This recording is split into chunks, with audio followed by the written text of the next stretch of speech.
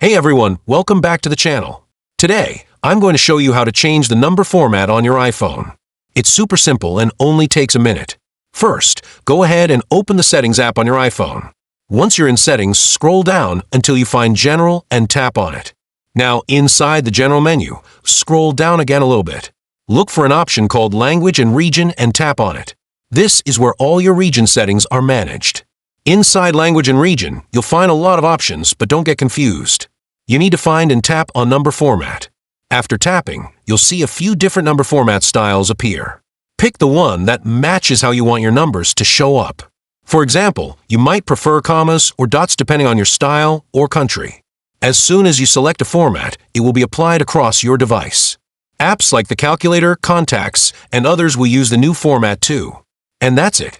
Your number format has been successfully changed. Now you can check on the calculator. A small setting, but can really make a big difference in daily use. If you found this tutorial helpful, don't forget to like the video. And make sure to subscribe for more quick iPhone tips and tricks.